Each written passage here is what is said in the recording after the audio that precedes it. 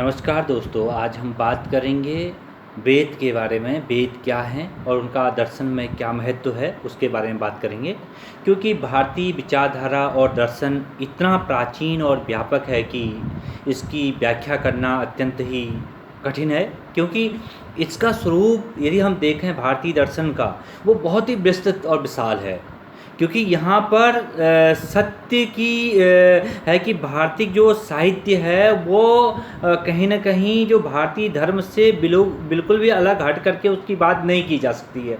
क्योंकि यहाँ पर विषय ये बनता है, क्या हम भारतीय विचारधारा को या भारतीय जो धार्मिक साहित्य है उससे हम हट करके दर्शन की बात करें? नहीं, ये संभव नहीं है। क्योंकि जो भारतीय जो दर्शन है वो कहीं न कहीं भारतीय धार्मिक साहित्य का एक भाग भी रहा है, उसको भी हमें समझना पड़ेगा।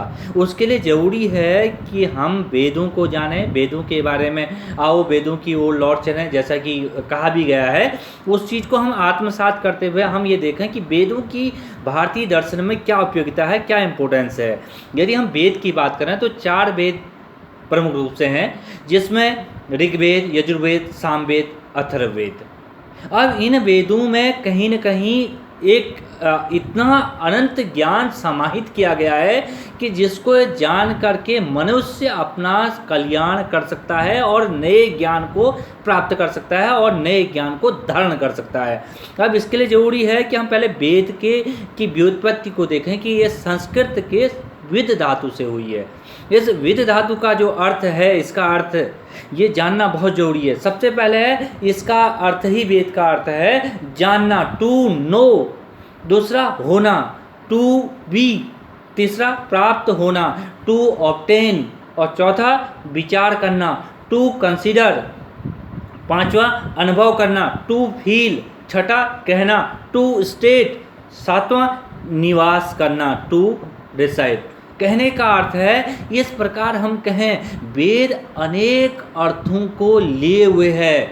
और कहने का अर्थ है इसका विद धातु जो है अपने आप में अनंत ज्ञान को लिया हुआ है। उन ज्ञान के द्वारा हम कहीं न कहीं अपने जीवन के कल्याण के लिए और अपने द्वारा जो छात्रों के कल्याण के लिए कहीं न कहीं इस दर्शन की उपयोगिता को जानें, उसको समझें और उसको शिक्षा में कहीं न कहीं लागू करें। अब हम देखते हैं वेदों के द्वारा जो अभिप्राय है वेदों का, वो दर्शन में क्या है और दर्शन के रूप में हम उनको किस रूप में देख सकते हैं।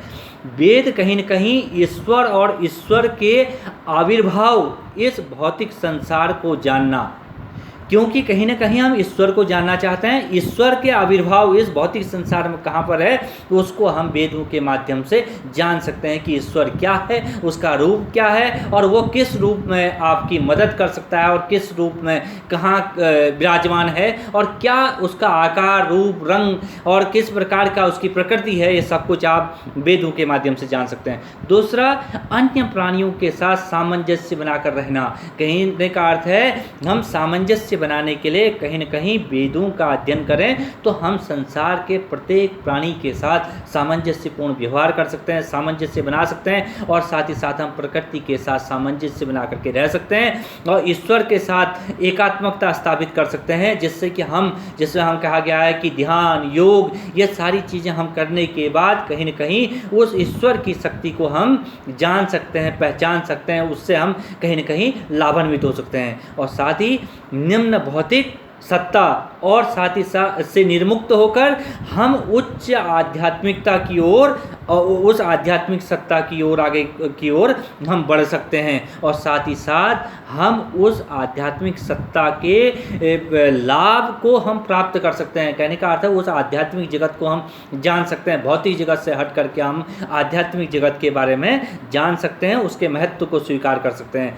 साथ ही साथ यह समझना कि मनुष्य की स्मृति, उसका तेज और साथ ही साथ उसकी ईश्वर के प्रति जो प्रकृति का जो प्रदान है उसको हम समझ सकते हैं। साथ ही साथ हम प्रसन्न रह सकते हैं, स्वस्थ रह सकते हैं, नेक जीवन कैसे जिया जाए, इन सभी चीज़ों का बारे में हम कहीं न कहीं वेदों के माध्यम से जान सकते हैं, समझ सकते हैं और हम अपने ज्ञान स्तर में निरंतर वृद्धि कर सकते हैं।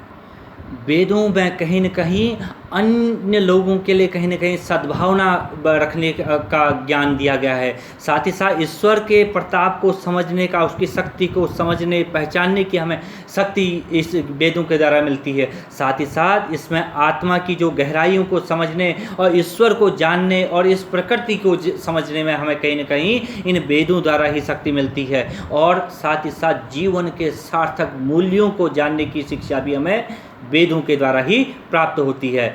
वेद केवल वैदिक मंत्रोच्चारण नहीं है और ना ही धार्मिक अनुष्ठान है, ये कहीं ना कहीं मानव जीवन के कल्याण के लिए है। मानव जीवन का कल्याण कैसे हो और इस संसार का कल्याण कैसे हो, इन सभी बातों को इसमें सम्मिलित किया गया है।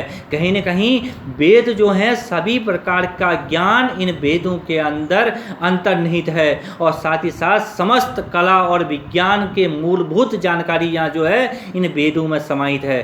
वास्तव में यदि देखा जाए, जो वेद हैं ये ज्ञान और विवेक के जो है प्राथमिक स्रोत हैं। इनमें ज्ञान की अनंत ज्ञान गंगा है। उस ज्ञान गंगा से हमें केवल लाभान्वित होने की ज़रूरत है, उससे लाभ प्राप्त करने की ज़रूरत है। क्योंकि मानव जीवन के यदि समस्त पहलुओं का यदि देखें तो उन समस्त पहलुओं का इसमें समावेश कहीं न कहीं वेदों में किया गया है। इसमें विद्वानों, विद्यार्थियों, सैनिकों, योद्धाओं, शासकों और सभी के लिए कहीं न कहीं कुछ न कुछ कर्तव्यों का निर्धारण इन वेद शास्त्रों में किया गया है। यदि हम वेद शास्त्रों का अध्ययन करें तो कहीं न कहीं हमें उच्च कोटि के आदर्शों और मूल्यों की जानकारी प्राप्त होगी। और साथ ही साथ हम मानव जीवन के आध्यात्मिक मूल्यों को समझ पाएंगे और जान पाएंगे कि वास्तविक रूप से इस वेदों में कितना आध्यात्मिक ज्ञान समाहित है।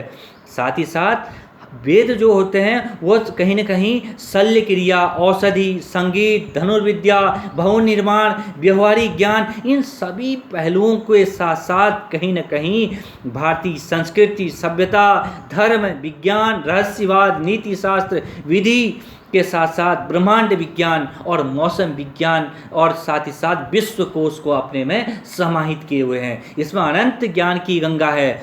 वेद जो हैं वो ईश्वर की वाणी के रूप में समझा जा सकता है, ईश्वर की वाणी को माना जा सकता है। और ऋषियों और मनुष्यों ने वेदों में निहित ज्ञान को कहीं न कहीं तप साधना द्वारा प्राप्त किया है। कहीं न कहीं इसको गहन चिंतन और क्रिया और तप के द्वारा इसको प्राप्त किया है। कहीं न कहीं हम वेदों को साधारण समझें, वेद कहीं न कहीं ईश्वर की वाणी है। कहने का अर्थ है मानव जीवन के कल्याण के लिए हैं। जिस प्रकार हम कह सकते हैं कहीं न कहीं चारों वेदों में कहीं न कहीं वैदिक साहित्य इसमें निहित है और साथ ही साथ मानव जीवन के कल्याण के सभी इसमें पक्षों को समाहित किया गया है। ये केवल धार्मिक अनुष्ठान और प्रार्थनाओं के लिए नहीं है, बल्कि कहीं न कहीं इनमें इस प्रकार के समस्त ज्ञान को समाहित किया गया है जिस ज्ञान के द्वारा हम मानव जीवन के कल्याण की बात कर सकते हैं। जहाँ यदि हम बात करें ऋग्वेद की, ऋग्वेद यदि बात करें तो विश्व के पवित्र धर्म ग्रंथों में से सबसे प्राचीन धर्म ग्रंथ है। साथ ही साथ इसमें कहीं न कहीं अनेक ज्ञान के स्रोत हैं और इसमें 10,522 छंदों में लिखे गए 1028 श्लोक निहित हैं। कहीं न कहने का अर्थ ये है, ये ज्ञान जो है, ज्ञान की संपूर्ण गंगा